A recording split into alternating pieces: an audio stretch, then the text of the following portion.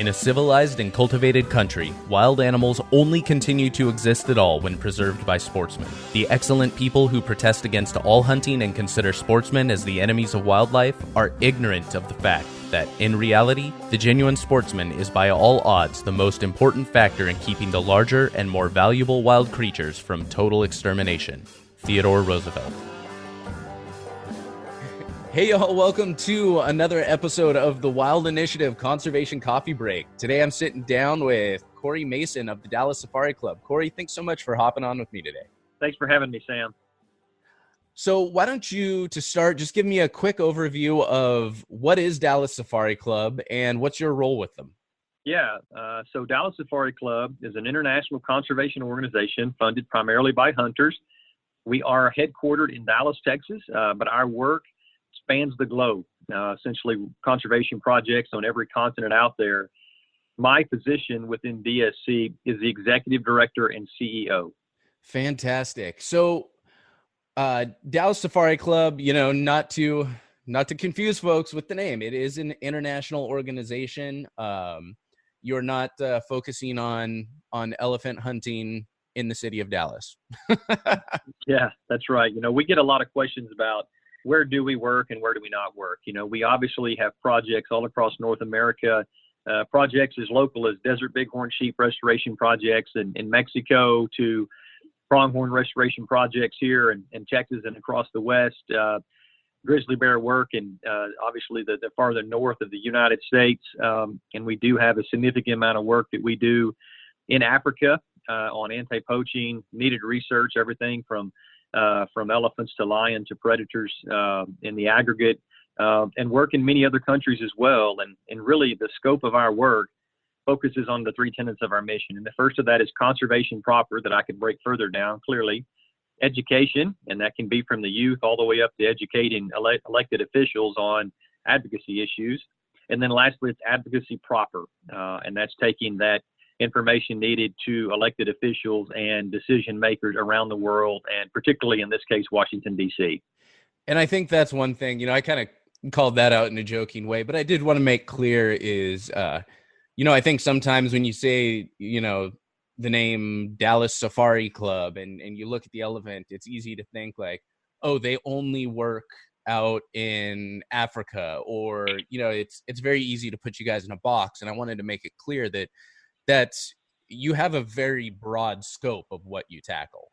That's exactly right. I appreciate that. When you look at, say, just for example, the conservation tenet of our mission, recognizing we grant in excess of $2 million every year to research projects, game and fish agencies, to wildlife ministries around the world. And it really is. So some of the most recent projects are here actually in Texas, again, bighorn sheep, mule deer, pronghorn, to species across Africa, to species in New Zealand, to Russia, to Asia projects, so there truly is a global scope in that. Recognizing our logo is that of an elephant, which I think is very symbolic of the fact of kind of a very iconic animal that it can be an animal of controversy. But when you look at the demonstrated success of the role of conservation through hunting, and you look at the fact that 82% of the elephants in the world exist in those countries that significantly use conservation through hunting as a tool to conserve these animals.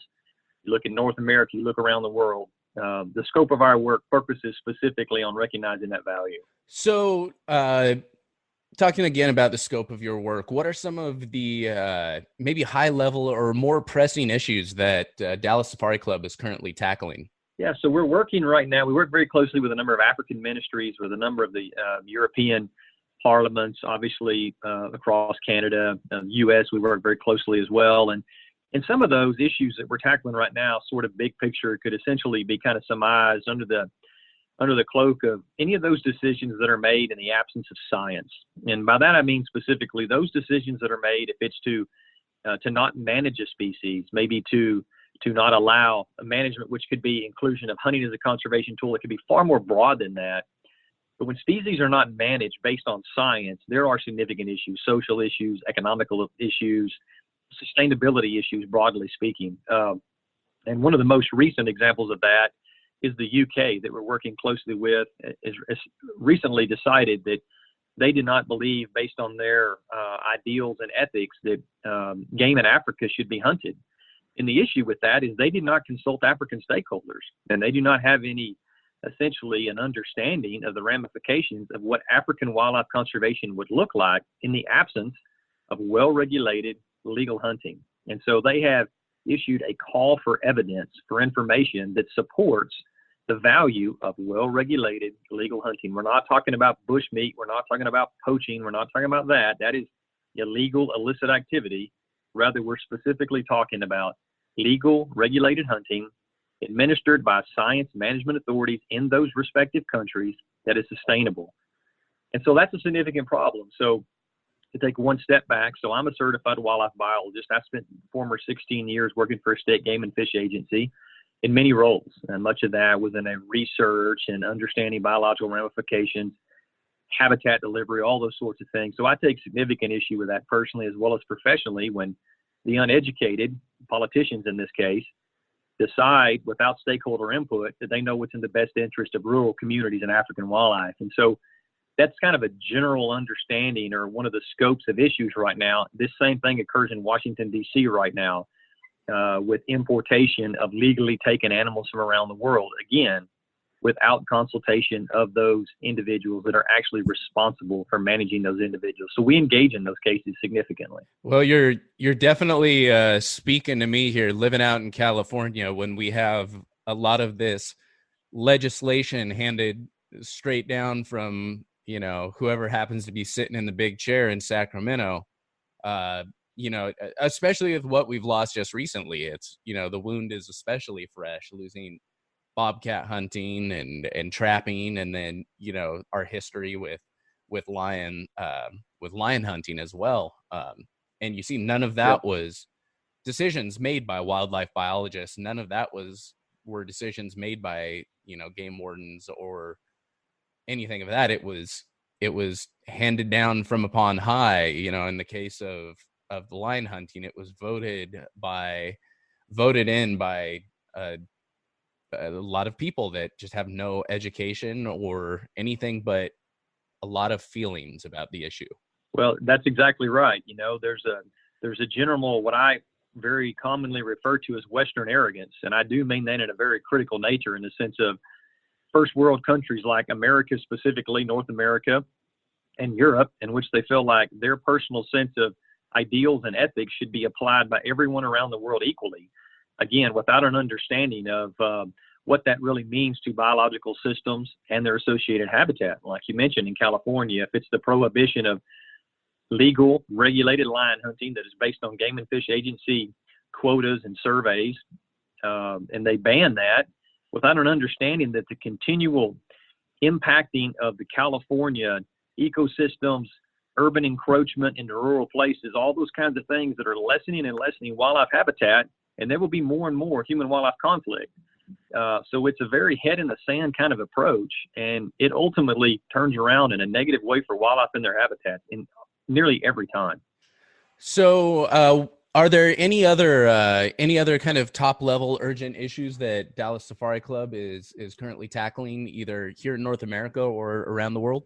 We work very closely with a lot of countries, like I mentioned, to address information deficiencies. And by that, I mean anything that is the absence of needed information to better manage those species. So we have some significant projects going on. Again, I mentioned, bighorn sheep restoration projects in Mexico, which is a really neat one, where we're helping literally put wild sheep back on the mountain in formerly occupied range in which they haven't existed in decades. And so that's a tremendous conservation success story in which, other organizations that don't support sustainable use cannot make those claims. They haven't done those kinds of work, and they're not doing that kind of work. But also, if we look like in Africa, for example, one of the animals that's hard to census and survey and have a better understanding of is leopard. And so we're working specifically with a number of ministries and researchers to do countrywide, which is a giant geographical scope, leopard survey and census, so that we have a better understanding. When I say we, I mean the collective conservation community. We have a better understanding of what leopard census numbers are, so that and where they occur within a country, so that they can be best managed. They can be best managed around human-wildlife conflict. They can be sustainably utilized, and then they can also be monitored and inventoried, not hunting where they don't need to be, et cetera, but so that they can just be well managed. And again, those that aren't in the sustainable use community are essentially not supporting those kinds of efforts. And so that's a couple of examples of those kinds of projects. And another thing that we support at an extremely high level that benefits both non-game and game species are the hundreds of thousands of dollars we spend on an annual basis associated with anti-poaching work and counter-poaching work. And so we have a number of kind of key projects there in Zimbabwe and Mozambique and a number of other countries in which it may be our financial support may be in the sense of supplying rangers in the field with supplies. It may be helicopters that we have purchased and put in the sky for very quick response to counter poaching. It may be dog teams that we have purchased that are highly trained that are on the ground in Africa. It's our investment in the Southern African Wildlife College that is training resource professionals as well as counter poaching teams so that they are deployed. And again, they can protect and serve resources as a whole, if it's African pangolin to elephant and everything in between. So really the scope of work is very big and broad, but is addressing the most pressing conservation issues. Fantastic. Well, if folks wanted to find Dallas Safari Club online, where can they do that? As well, what is the best way if somebody wanted to get involved in the mission of DSC? Absolutely. So they could find us at biggame.org. That's our website. Obviously, we're on social media. You can find us at the same place there. The number here at the office is 972-980-9800. I would be happy to visit with anyone that wanted to engage with us, learn more about us, become a member, or just better understand some of our conservation initiatives and where we're working and where we're not working. We would welcome that. We have a very unique business model in which we have a very small staff, but we have a huge number of volunteers that help us on an annual basis. We have a very large convention that occurs in January 9 through 12 this year here in Dallas. And it's what we use as our primary opportunity to bring many countries together for needed conservation meetings. It's a conservation forum where there's a lot of opportunities with outfitters and gear and all that there. And our annual convention is a big gathering. We'll have 35,000 plus people attend. So it's a very big event. Awesome. Well, y'all make sure you head on over to our conservation page. That's thewildinitiative.com/conservation. You can scroll down and look for the Dallas Safari Club logo or give them a search on the page. You can check out their profile, get links to their website, as well as all of the socials. Want to say a big thank you so much for hopping on with me today. Thanks for having me again. I really appreciate it.